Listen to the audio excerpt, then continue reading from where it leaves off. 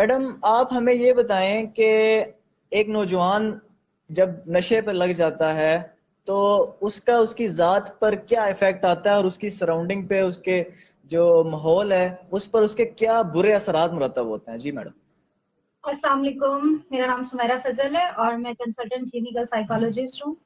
Thank you mister Hanan, आपने मुझे इस टॉपिक के लिए मदऊ किया है। ये बहुत इंपॉर्टेंट टॉपिक है जिस पर लाजमी एटलीस्ट हम लोग तो अभी जिस कौम के बाशिंदे हैं, हमारा काम अभी अवेयरनेस फैलाना है। अल्लाह करे हम इस चीज में कामयाब हो जाएं। बाकी प्रैक्टिकल लाइफ में तो आने वाली नस्लें और जहां तक हमारी हद जाती है हम लाजमी काम करेंगे।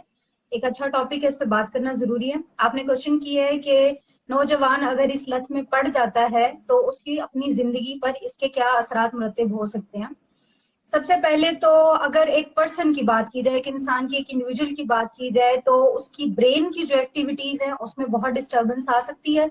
और दो इसके फैक्टर्स हैं, एक ब्रेन डिस्टर्बेंस है जिसकी एक्टिविटी डिस्टर्ब हो सकती है और दूसरा उसका बिहेवियरल चेंज आता है। ये हम जस्ट एक पर्सनैलिटी की बात कर रहे हैं, अभी उसके सराउंडिंग्स पर नहीं गए। ब्रेन की एक्टिविटीज में केमिकल इम्बैलेंसिंग हो सकती है। आपने एक यूफोरिया की कंडीशन बताई है जो कि बहुत पीक लेवल का एक इमोशन है जिसमें हर चीज हाई एग्जैजरेटेड फॉर्म में नजर आती है।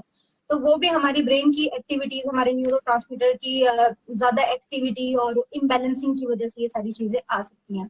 दूसरा, हमारा बिहेवियर पे, हमारे अपनी जाति बिहेवियर पे बहुत ज्यादा इसका इम्पैक्ट पड़ता है। फॉर एग्जाम्पल, इसमें हम लोग जिस तरह से काम कर रहे होते हैं उसमें हम ये कह सकते हैं कि हम अगर ड्रग्स ले रहे हैं तो हम उसका यूज रेगुलरली करने लग जाएंगे। ठीक है। उसके अलावा हमें इंटेंस ड्रग्स यूज करेंगे। जो एक इफेक्ट हमने हमारे जात के ऊपर पहली बार उस ड्रग का आया था, उस चाहत में उस ड्रग को अमाउंट से ज्यादा इस्तेमाल करेंगे कि सेम वही इफेक्ट हमारी जात पर है।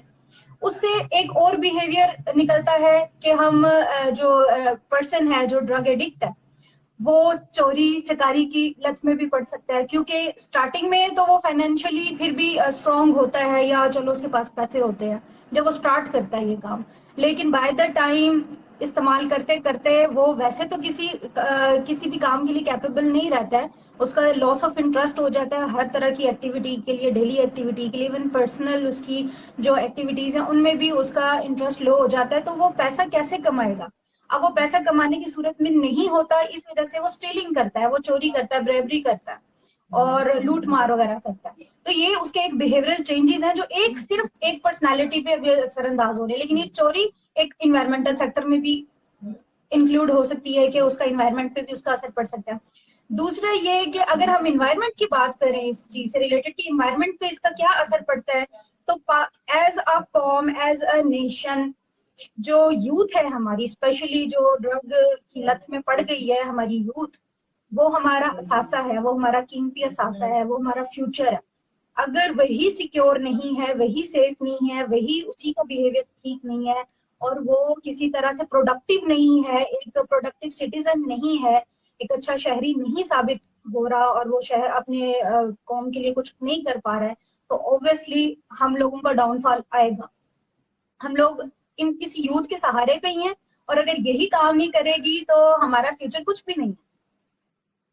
ये एक इसका मनफी पहलू है।